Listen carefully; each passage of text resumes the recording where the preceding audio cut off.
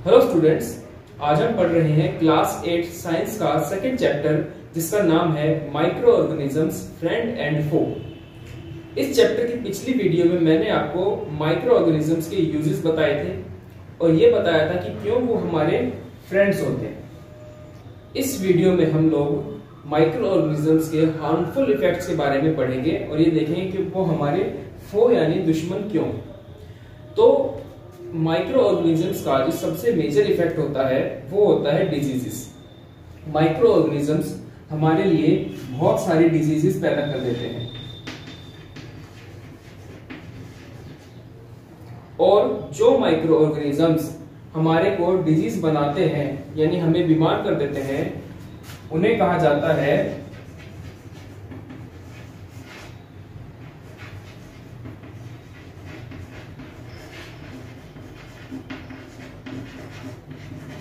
Pathogens.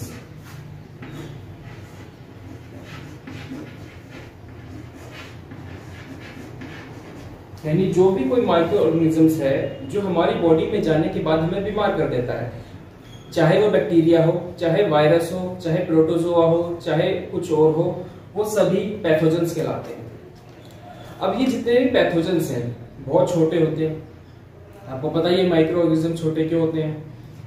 अब ये pathogens directly अपने आप हमारे शरीर में नहीं जा सकते। जैसे आप बाहर खेल रहे हो, माइक्रो ऑर्गेनिज्म कहीं पे बैठा है, वो जंप करके आपके शरीर में चला जाएगा, ऐसा नहीं होता है। इन पैथोजेंस को कोई ना कोई ऐसा जरिया चाहिए जिसके थ्रू ये आपके शरीर में एंटर कर सके। बहुत सारे जरिए होते हैं और उन सभी को बोला जाता है कैरियर्स।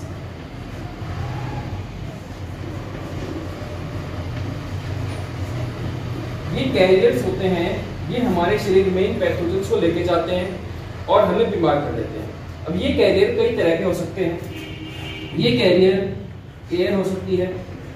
बहुत सारे ऐसे पैथोजेंस माइक्रो ऑर्गेनिजम्स हैं जो वाया एयर हमारे शरीर के अंदर आ जाते हैं और हमें बीमार कर देते हैं। वाटर हो सकता है कि हमने कभी ऐसा पानी पी लिया जिसके अंदर पैथोजेंस थे तो हम बीमार हो सकते हैं। फूड हो सकता है, कोई ऐसा फूड हमने खा लिया जिसमें पैथोजेंस हो तो भी हम बीमार हो जाएंगे। हाउस फ्लाइज होती हैं, यानी हमारे घर के अंदर मिलने वाली मक्खियां, ये हमें काफी बीमार कर देती हैं। इसलिए कहा जाता है कि अपने आसपास मक्खियों को पैदा नहीं होने देना चाहिए।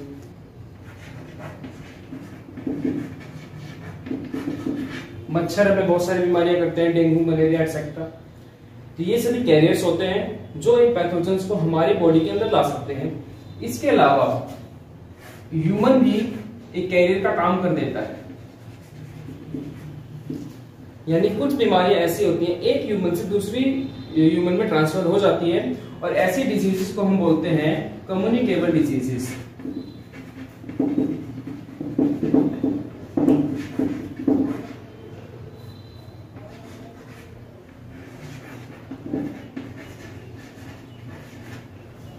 जब हम एक इंसान से दूसरे इंसान के कांटेक्ट में जाते हैं तो ये बीमारियां हमारे शरीर में आ सकती है। यानी कम्युनिकेट करने पर जो डिजीजेस इंसानों में जाती है वो कम्युनिकेबल डिजीज होती है। तो ये कुछ कॉमन कैरियर्स हैं जो इन पैथोजेंस को हमारे शरीर के अंदर लेके जाते हैं।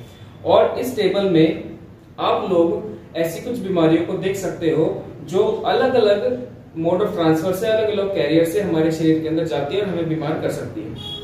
और ये पैथोजेंस सिर्फ इंसानों को ही नहीं, एनिमल्स और प्लांट्स को भी बीमार कर देते हैं।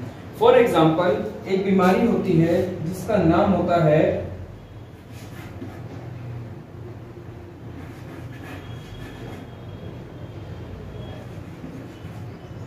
ये बीमारी आमतौर पे कैटल यानी दूध देने वाले पशुओं में होती है जो कि माइक्रो ऑर्गेनिज्म से फैलती है। और एक और बीमारी होती है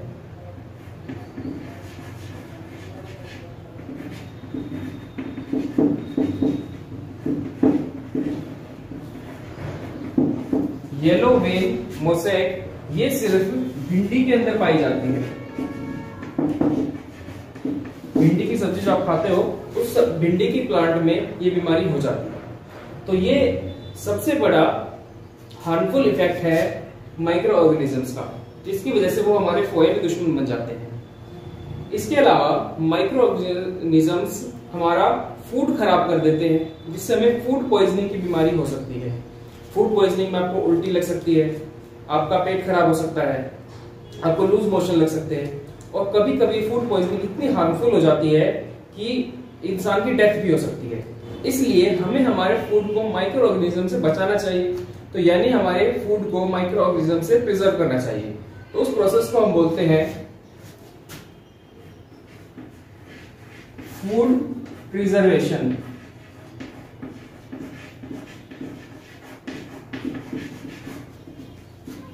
अब इस फूड प्रिजर्वेशन के बहुत सारे मेथड्स होते हैं। तो सबसे पहला मेथड हमारा है केमिकल मेथड।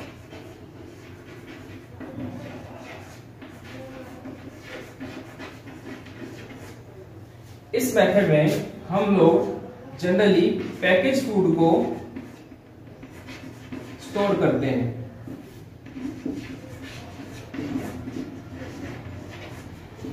आप लोग जो मार्केट से फूड खरीदते हो, उस फूड में बहुत सारे केमिकल्स मिला दिए जाते हैं ताकि उसमें बैक्टीरिया ना बन पाए, और अगर बैक्टीरिया आ भी जाए तो ये केमिकल्स उस बैक्टीरिया को खत्म कर देते हैं। For example citric acid, acetic acid, ये सभी केमिकल्स हैं जो फूड को प्रिजर्व करने के काम आते हैं।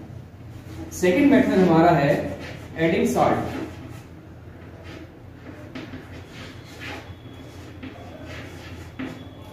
इस प्रोसेस के अंदर बहुत ज्यादा मात्रा में फूड को साल्ट के साथ रख दिया जाता है।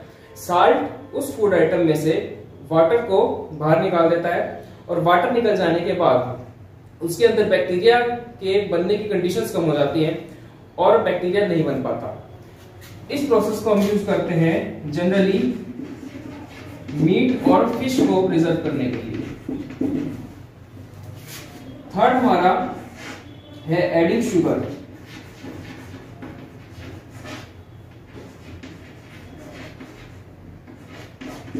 जो काम साल्ट करता है वही काम शुगर भी करती है। वो भी वाटर को रिमूव कर देती है या वाटर को लॉक कर देती है उस फूड आइटम के अंदर, जिससे बैक्टीरिया के एंटर होने की कंडीशंस बचती नहीं है और फूड काफी समय तक स्टोर रहता है। आप लोगों ने जैम्स या मुरब्बा ये सब तो खाया ही होगा। इन चीजों को शुगर के द्वारा ही स्टोर किया जाता है। नेक्स्ट हमारा मेथड है ऑयल या विनेगर।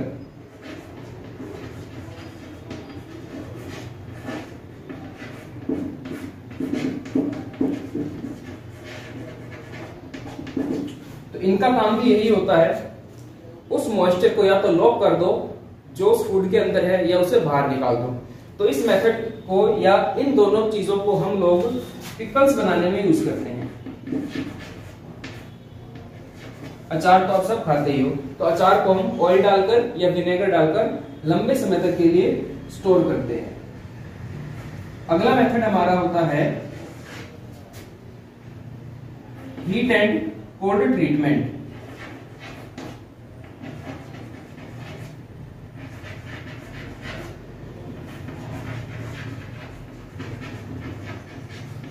और इसको प्रोसेस को हम लोग टेक्सचराइजेशन भी बोल देते हैं।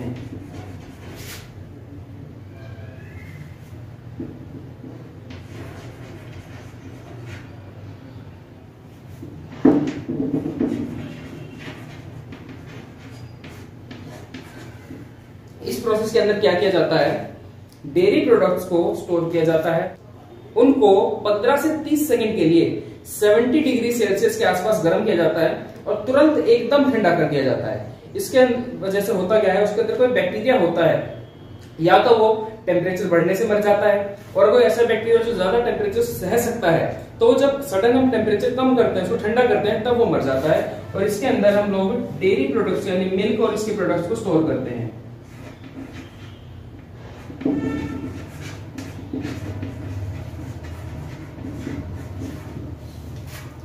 अगला मेथड हमारा होता है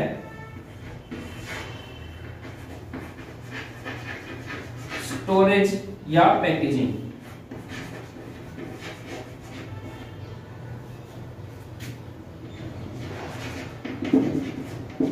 तो इस प्रोसेस के अंदर हम लोग हमारे फूड आइटम अच्छे से एयर टाइट कंटेनर्स में पैक कर देते हैं। आप लोग जो बाहर से पैकेज फूड लेते हो उसमें नाइट्रोजन गैस के साथ उसको पैक कर दिया जाता है अच्छे से। जैसे चिप्स आप लेते हो, नमकीन आप लेते हो, तो उसके अंदर उसको अच्छे से सील पैक कर दिया जाता है ताकि उसमें एयर ना जा पाए और वो चीजें खराब होने से बच जाती हैं। तो ये हमारे फूड प्रिजर्वेशन के कुछ मेथड्स हैं। अब मैंने आपको बताया था कि लास्ट जो हमारा फूड प्रिजर्वेशन का मेथड, इसमें नाइट्रोजन का यूज करते हैं। तो नाइट्रोजन को लेके भी हमारे माइक्रो ऑर्गेनिजम्स बड़ा अच्छा काम करते हैं। आपने 6th और 7th क्लास में पढ़ा है कि नाइट्रोजन प्लांट की ग्रोथ के लिए बहुत अच्छी होती है। तो ये माइक्रो ऑर्गेनिजम्स प्लांट्स को नाइट्रोजन प्रोवाइड करने और जब उनकी ग्रोथ पूरी हो जाए तो उस नाइट्रोजन को वापस एयर में भेजने में हेल्प करते हैं। तो एक हमारा ऑर्गेनिज्म होता है ब्लू ग्रीन एल्गा, जो एयर में से नाइट्रोजन को एब्सॉर्ब करता है और सॉइल में मिला देता है। दूसरा हमारा माइक्रो ऑर्गेनिज्म है राइजोबियम, जिसके बारे में आप लोग पहले पढ़ चुके हो। ये सॉइल में अब जो नाइट्रोजन आ गई है वो यूज हो गई है प्लांट की ग्रोथ में, उस नाइट्रोजन को वापस एयर में भेज देता है। तो ये थे हमारे माइक्रो ऑर्गेनिज्म जो हमारे फ्रेंड भी हैं और हमारे दुश्मन भी हैं। आसान चैप्टर है, आप अपनी बुक को जरूर पढ़िए और आपको चैप्टर आसानी से समझ में आ जाएगा।